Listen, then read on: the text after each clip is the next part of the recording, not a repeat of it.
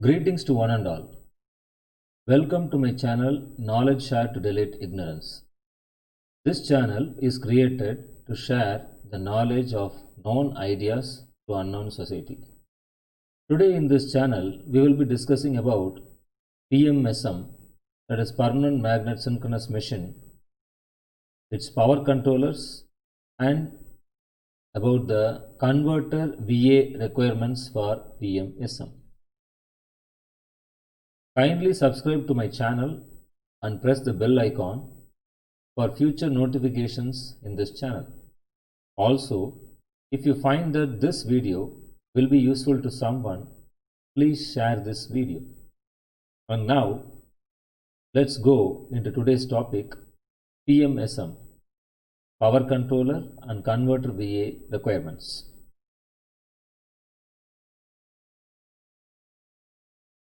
The overview of presentation is all about, we will be discussing in this session about the power controllers used in PMSM. In last session, I just gave a small introduction, and here we will be having a slight detailed introduction, a slight detailed explanation. And then we will be moving on to discussion related with converter VA requirements, that is the VA requirements of the converter which is used in PMSM. So in power controllers, we will be discussing about how this power controller is going to decide the current distribution in the stator windings, and also what is the importance of rotor position in performance, what is the importance of rotor position in getting the performance or to improve the maximum torque. About this also we will be discussing. And then we will be discussing about the stator and rotor flux angles. What is the importance of stator and rotor flux angle, and what is the angle you want to maintain to achieve the maximum torque, and how the supply frequency has to be varied. And as well, we will be discussing about the rotor position sensors and its importance, and we will be discussing about the torque to current ratio which has to be achieved by the power controllers, and finally we will be discussing about the PWM techniques as well as the hysteresis current control that is used in power controllers. Then we will be moving on to converter VA requirements. So as you all know, we have to use inherently a converter in a PMSM machine, without which the PMSM will not work. And so in this session, it will be continued with what will be the VA rating per watt for any PMSM motor. As well, we will be discussing about the same thing for three-phase bridge converter and for single-phase bridge converter. And finally, we will be deducing some expressions related to kVA per kilowatt based on the RMS current as well as the peak current. The expressions for RMS kVA per kilowatt as well the peak line voltage of the motor and RMS switch VA and as well the converter power output. So all the expressions will be derived at the end of this. And let's go into today's session one by one.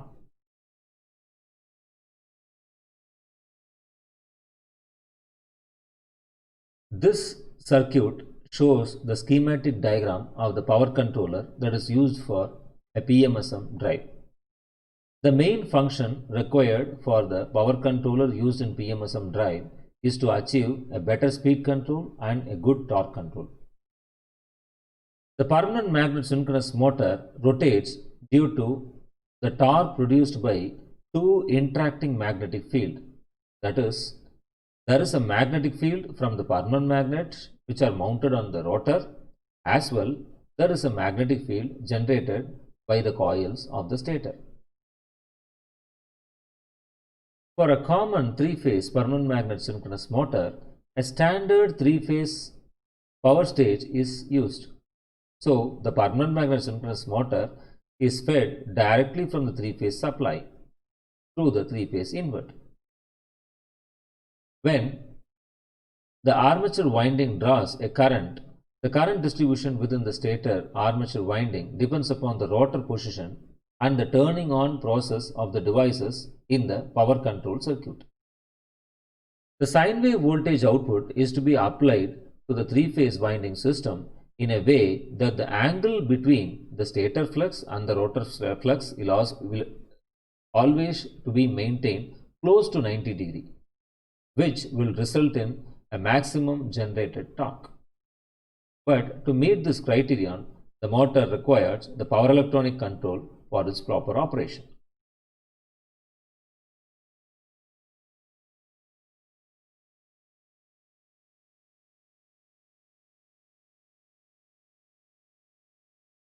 The armature supply frequency is changed in proportion to the changes in rotor speed, so that the stator field always moves at the same speed as the rotor.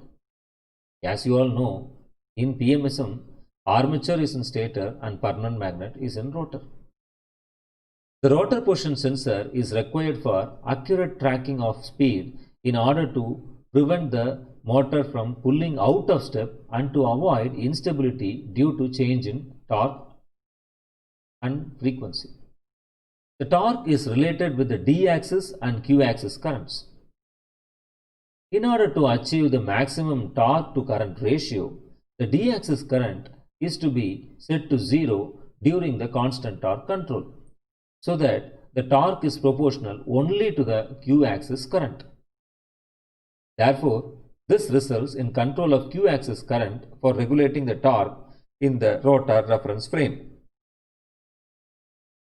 The total drive system looks similar to that of BLDC motor and consists of PMSM, power electronic devices, converters, sensors and controller.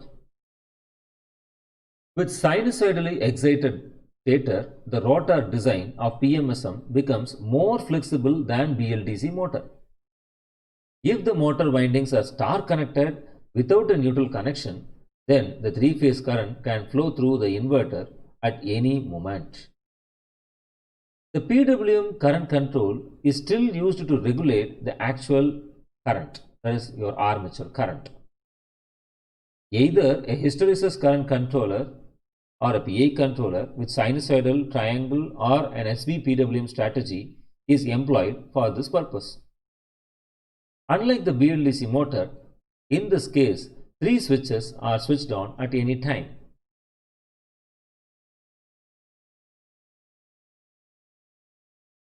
And now let's move on to the converter volt ampere requirements. The volt ampere requirements per watt of shaft power are sine wave values, and it represents the total apparent power at the motor terminals. The volt amperes per watt has been defined in terms of volt ampere product required in ratings of the semiconductor devices in the converter. The example calculations are all based on the two-phase motor, and it was assumed that each phase was supplied by a full bridge circuit requiring a total of 8 transistors. The nominal converter volt ampere based on the RMS current in each device is the peak voltage times the number of devices, and therefore it is 8 into Vi. The same figure would also result if a single phase full bridge was used to supply both the windings connected in a center tap arrangement. If a 3-phase motor was used, the terminal volt ampere requirements would be the same, but with a 3-phase bridge converter, the number of devices per phase is only 2 instead of 4, and therefore the total device volt ampere requirements is only 6 into Vi.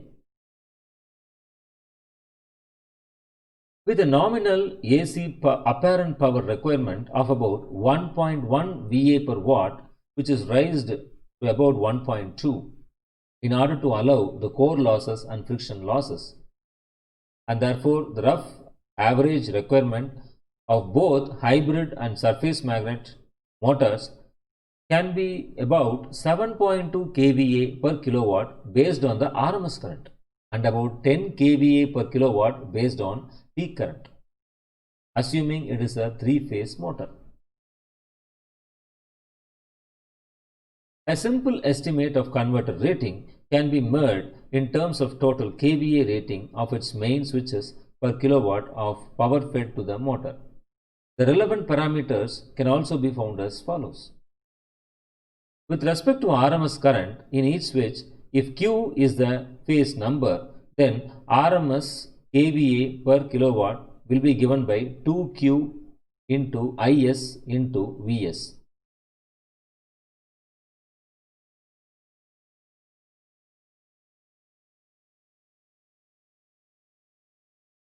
Where IS stands for RMS current in each switch, whereas Vs stands for peak voltage across each switch. In the sine wave motor, the line currents are assumed to be the sine waves and each switch conducts a half sine wave for 180 degree and then off for 180 degree.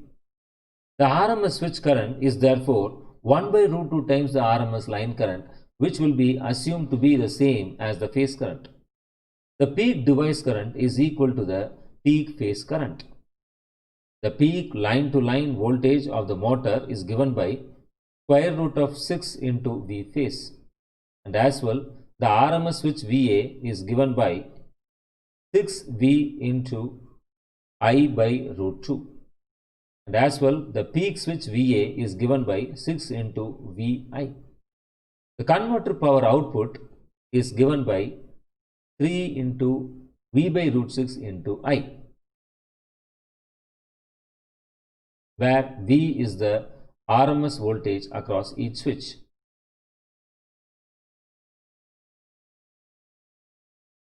Thank you for your patient listening, and if you really like this video, please give a thumbs up, and thank you.